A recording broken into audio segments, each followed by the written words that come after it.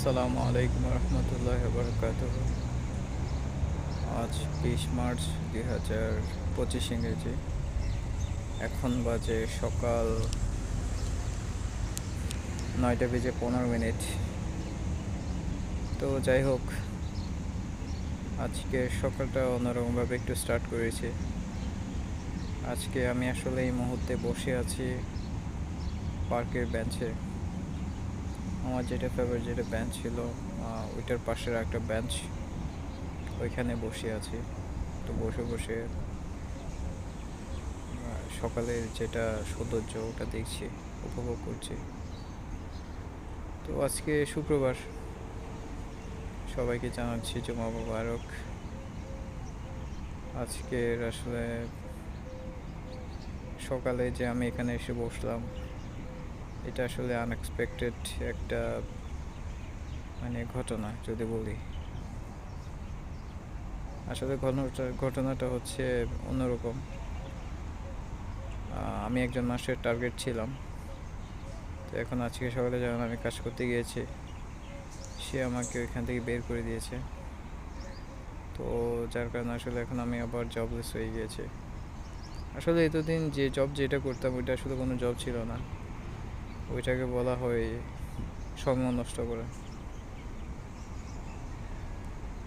আমি আসলে সময় নষ্ট করেছিলাম ওই মানুষটার পিছনে, ওই মানুষটার বিজনেসের পিছনে।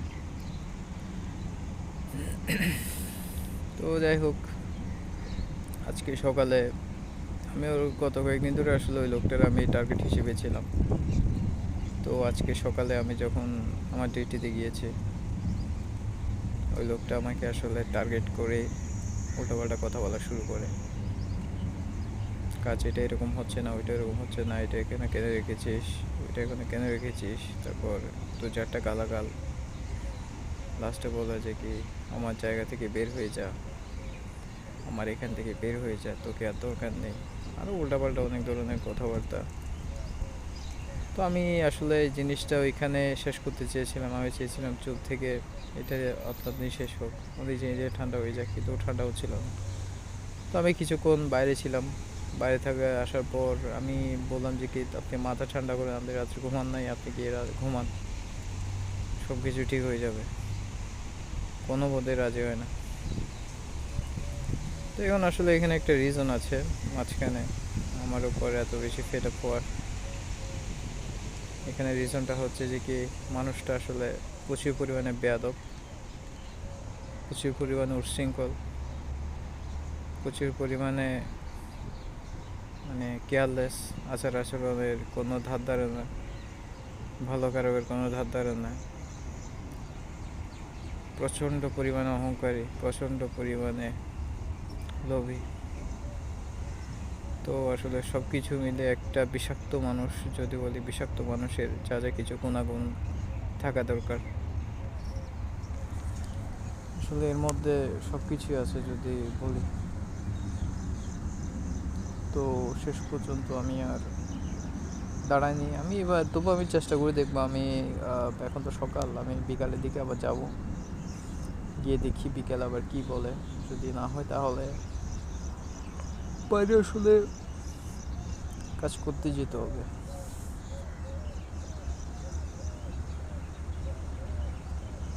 এগুলোর সাথে ডিল করতে করতে পুরো ইউজড হয়ে গিয়েছে। এবার দেখি উপরওয়ালা আসলে কপালে কী রেখেছে। আমার এমনিতে বাইরে যাওয়ার অনেক ইচ্ছা, বাইরে কাজ করার অনেক ইচ্ছা। এখানে আসলে আমার থাকার কোনো ইচ্ছা ছিল না। তো এখন দেখা যাক কি করি না করি। তবে আজকে সকালে আমার প্রচুর পরিমাণে ভালো লাগছে, কারণ এখানে আসলে অনেক মানে ওয়েদারটা ভালো, বাতাস হচ্ছে। বাতাস এমনিতে কম হয় ইদানিং, আজকে মোটামুটি ভালোই বাতাস হচ্ছে। এখানে এসে বসছি, আসলে ছায়ার মধ্যে বসছি গাছের নিচে। তো মোটামুটি ভালোই লাগছে।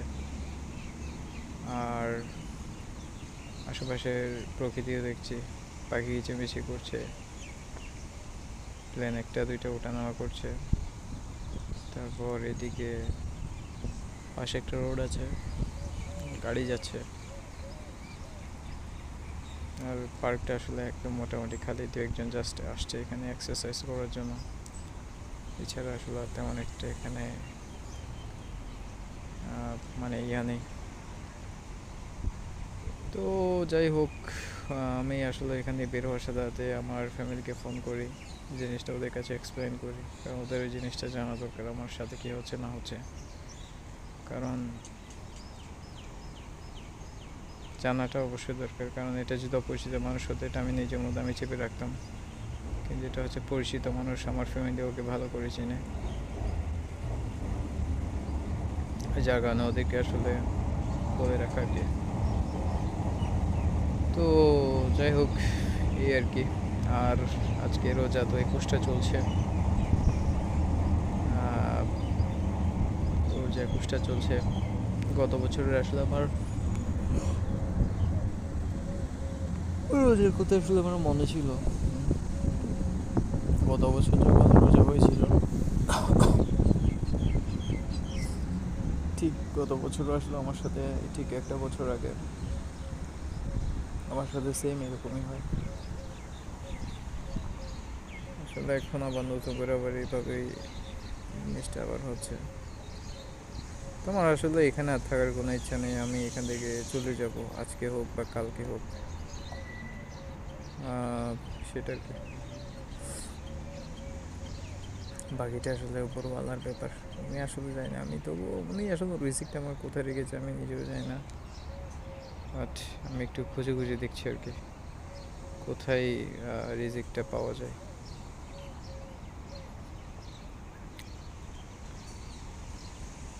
তো সেটা আর কি। আর তেমন একটা বিশেষ কিছু আসলে আমার বলার নেই, জাস্ট এখন আপাতত এনজয় করি সকালটাকে, বাদ বাকিটা পরে দেখা যাবে। আর আমি উপরওয়ালার কাছে সব কিছু আমি ছেড়ে দিয়েছি, আমি আসলে অত বেশি হতাশ না হওয়ার চেষ্টা করছি, কারণ উপরওয়ালা ভালো কিছু রেখেছেন আমার জন্য, আমি সেটা এখনও বিশ্বাস করি, ভবিষ্যতে বিশ্বাস করব। কারণ সৃষ্টিকর্তা হচ্ছে যে কি একজন, উনি রিজিকে আমার জন্য যা রেখেছে আমি এর চাইতে এক কানা করি একটা দানাও বেশি পাবো না। আর আমি আসলে গত কয়েকদিন ধরে আসলে প্রচুর পরিমাণে আমি বাজে কিছু কাজ করেছি, সেগুলোরও এটার ফল হতে পারে, যার কারণে এটা আমার সাথে ঘটছে, এরকমও হতে পারে।